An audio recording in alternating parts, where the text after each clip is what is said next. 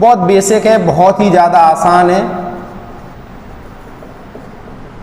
एक बार अब बस आप इसे अच्छे से देख लो, दोबारा पढ़ने की ज़रूरत नहीं पड़ेगी।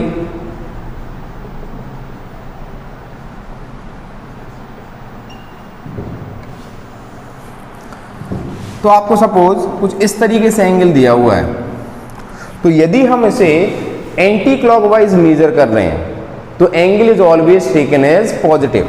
सपोज ये हमने यहां पर कैसा मेजर किया, इसे एंटी क्लॉकवाइज, तो ये हमारा कैसा एंगल हो जाएगा, पॉजिटिव एंगल।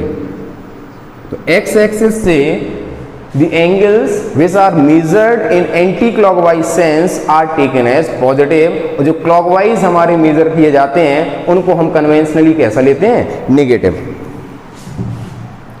जैसे कि सपोज ये एंगल दिया हुआ है, इसे हम मेजर कर रहे हैं, तो ये देखो क्या हो गया, क्लॉकवाइज मेजर किया हमने, दिस इज नेगेटिव एंगल। बात समझ में अब आप लोगों को आ गई। यदि हम इसको ऐसे मेजर करते तो ये वैल्यू हमारी किस में आती, पॉजिटिव। तो यदि आप एंटी क्लॉकवाइज मेजर कर रहे हैं तो हम कैसा लेंगे, उसे पॉजिटिव लेंगे, और यदि हम उसे क्लॉकवाइज मेजर कर रहे हैं तो हम उसे कैसे लेंगे, नेगेटिव। अब हम लोग कुछ बेसिक ट्रिग्नोमेट्रिक फॉर्मूले हैं, उनको हम एक बार नोट कर लेते हैं और उनको आपको याद रखना है। आगे डेरिवेशंस में आप लोगों को 12th क्लास में भी 11th क्लास में भी हमें ज़रूरत पड़ जाएगी।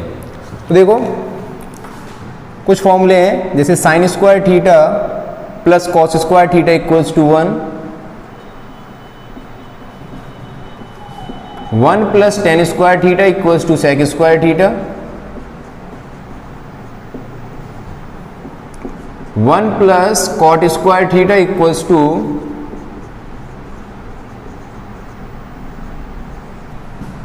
कॉसेक स्क्वायर थीटा,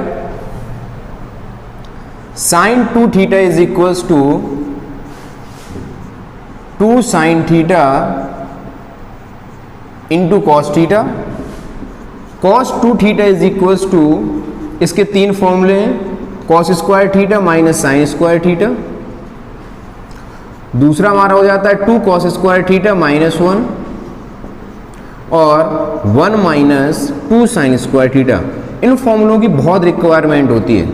जब कहीं पर आपको थीटा एंगल दिया हुआ हो, थीटा पाई 2 की रिक्वायरमेंट हो, या 2 थीटा दिया हुआ हो और हमें थीटा की ज़रूरत हो, तो इनकी हेल्प से, अच्छा इसी की हेल्प से हम क्या लिख सकते हैं, यदि आपसे बोला जाए कॉस स्क्वायर थीटा की वैल्यू लिखो, तो cos square theta equals to क्या हो जाएगा, तो हो जाएगा कॉस 2 थीटा प्लस 1/2। इसी तरीके से यहां से यदि हम साइन स्क्वायर थीटा की वैल्यू निकालें तो साइन स्क्वायर थीटा क्या आ जाएगा, तो sine square theta will be equals to 1 minus cos 2 theta upon 2।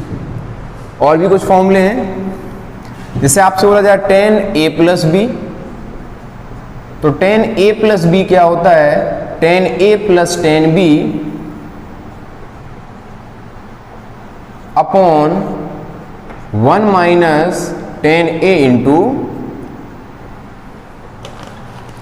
tan b। तो इन कुछ फॉर्मूलों को आपको ध्यान रखना है।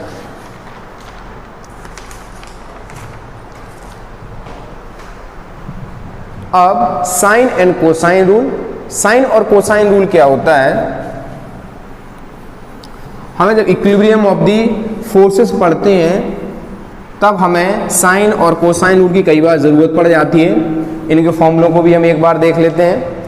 जैसे आपको कहीं पर भी दिया हुआ है, सपोज कोई एक ट्राइंगल है, यहां आपके एंगल दिए हुए हैं alpha, beta and gamma. Suppose alpha के सामने वाली साइड ए, बीटा के सामने वाली साइड बी और गामा के सामने वाली साइड है सी।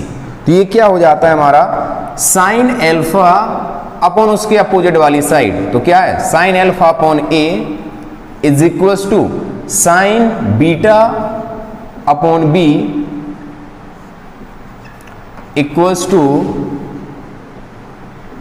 Sign gamma upon C. ये हो गया हमारा साइन रूल।